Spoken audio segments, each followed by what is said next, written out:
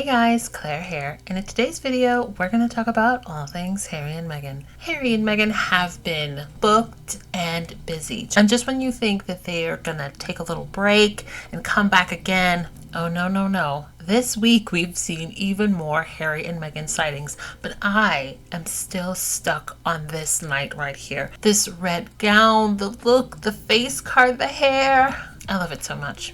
In the last video, I don't think that I asked, but you guys let me know, which version of the dress do you prefer? The 2021 version or this one without the back overlay? Let me know. Flawless, bloody gorgeous, stunning.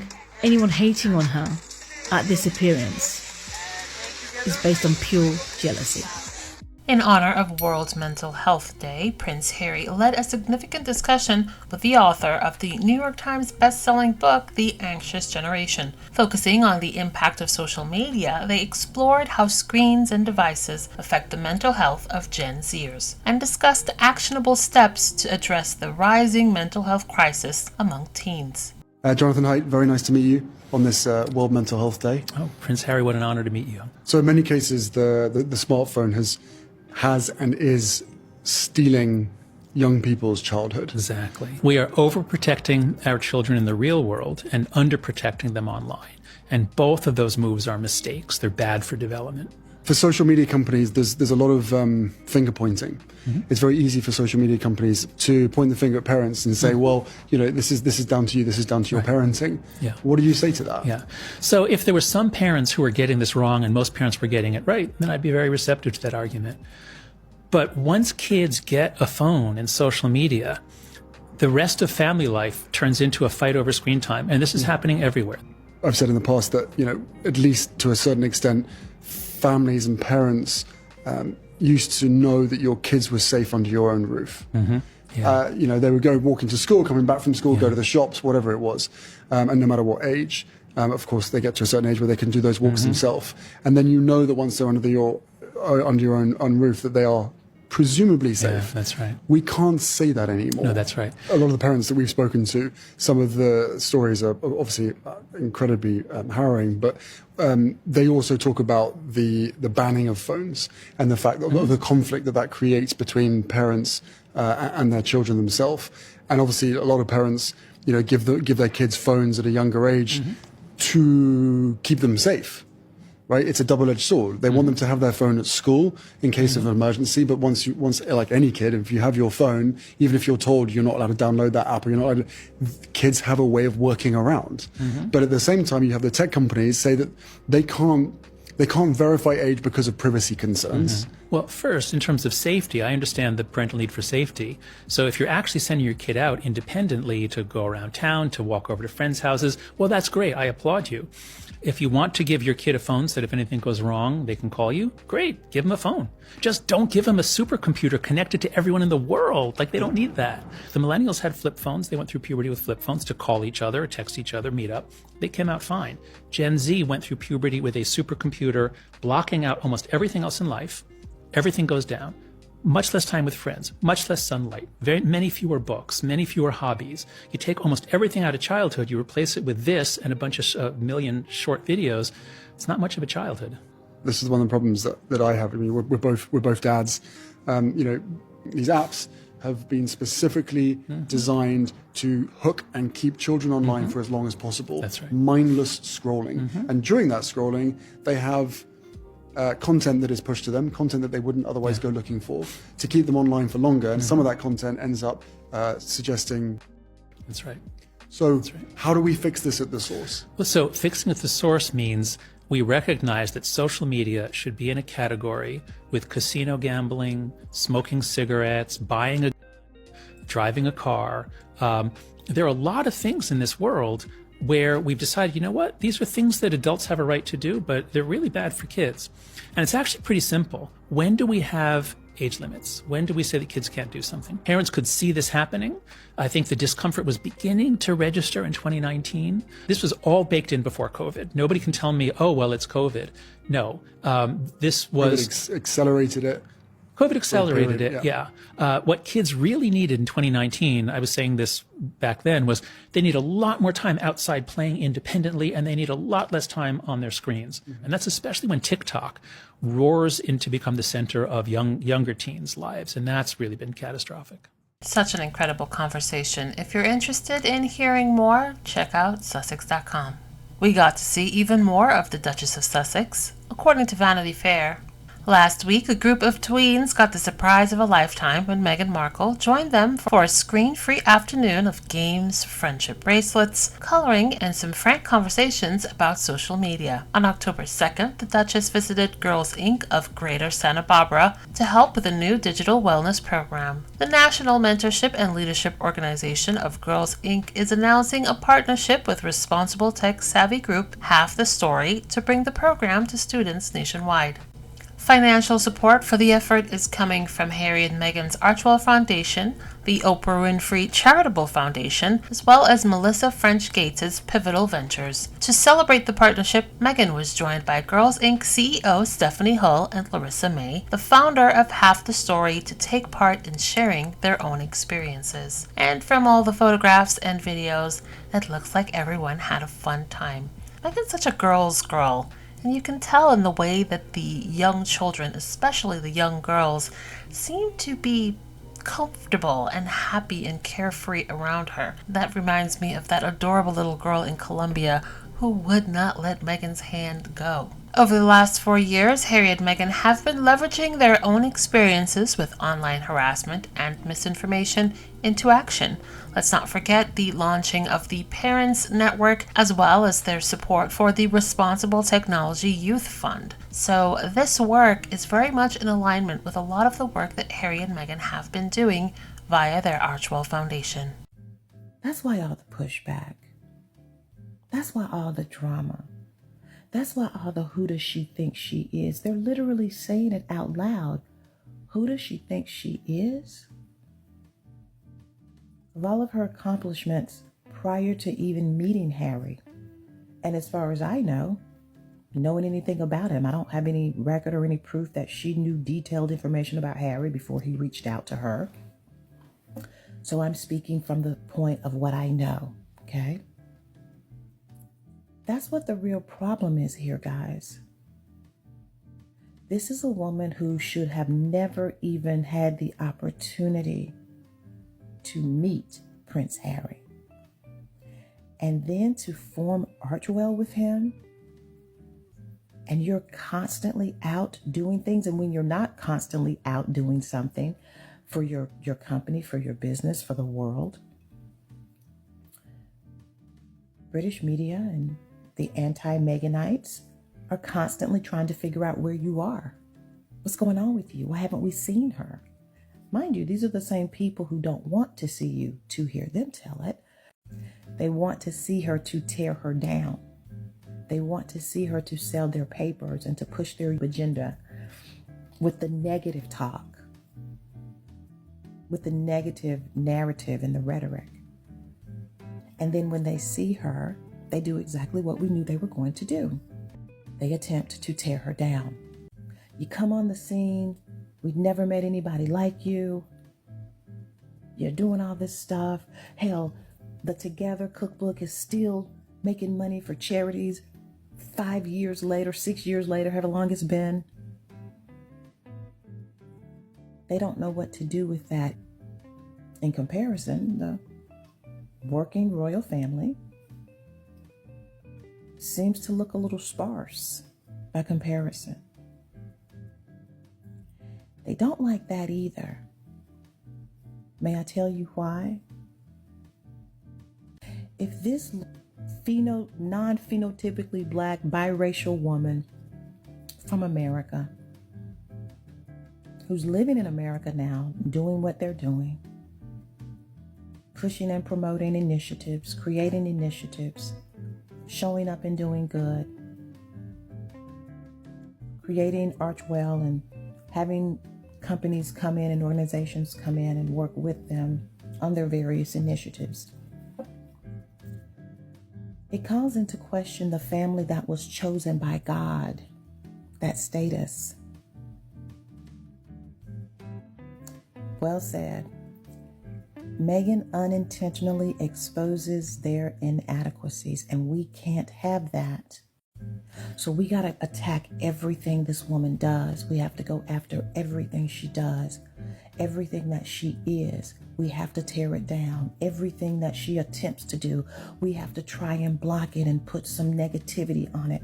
We have to try and besmirch everything in which she puts her hands to, everything that she is attempting to bring to the forefront. We have to create a lot of noise around it, because we're going to burn this place down before we have this little black woman outdo us. Everything that she does, she's going to keep moving forward. She's already told you. Meghan told us what, last month, 2 months ago? She's in her season, her chapter of joy, man.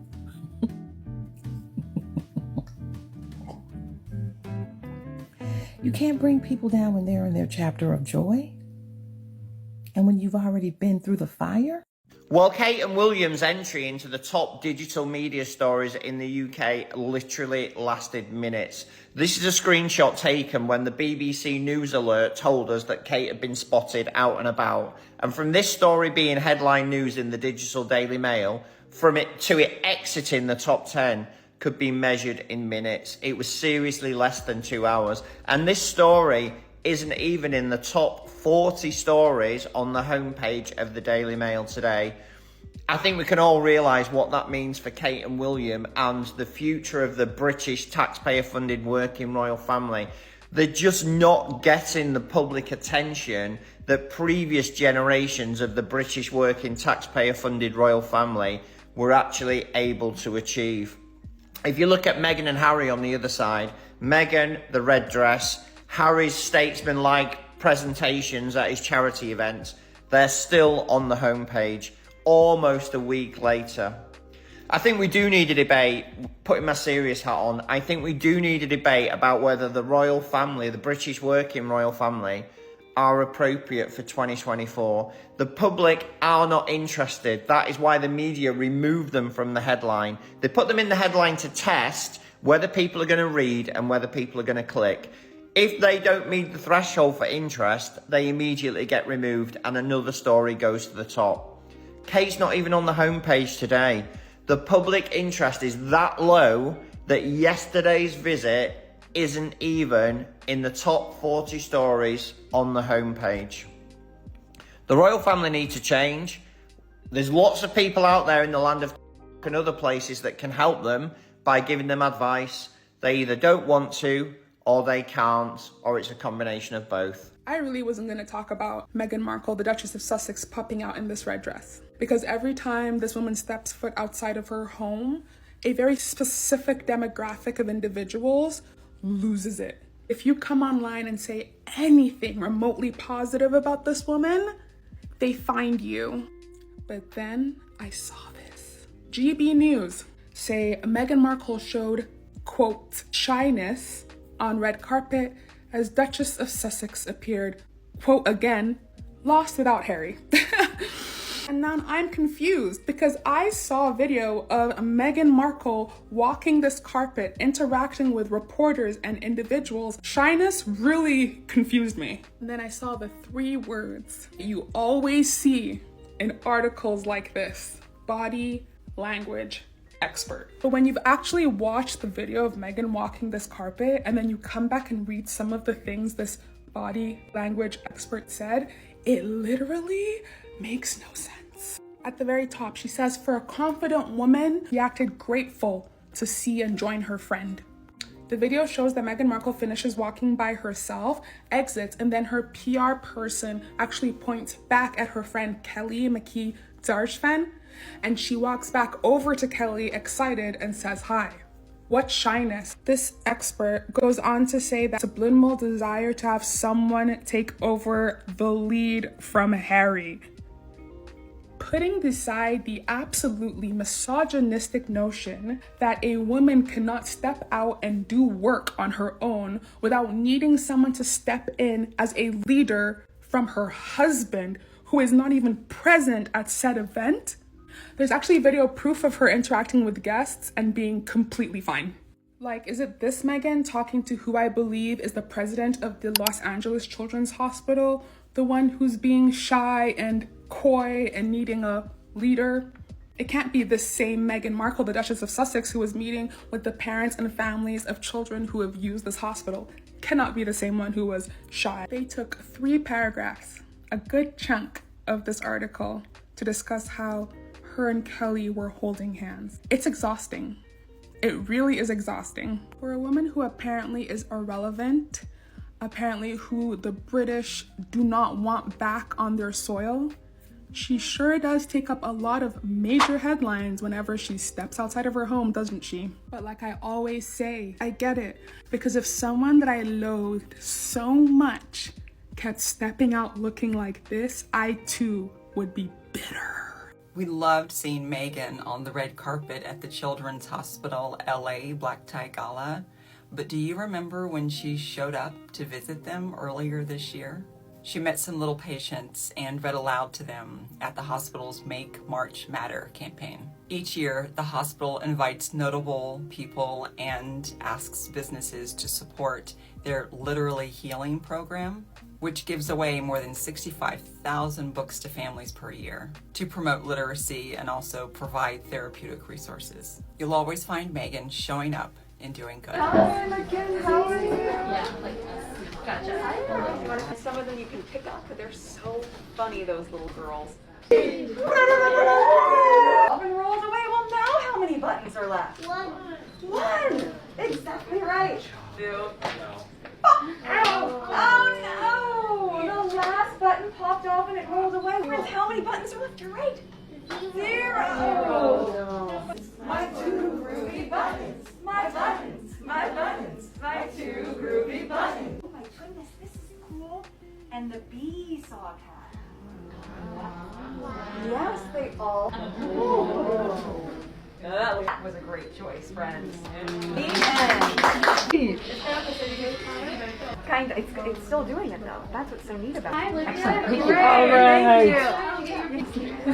Give it a little shake and hold it. Let's see. Oh, Cinderella. 1, 2, 3. I can't do it here. Okay. Oh,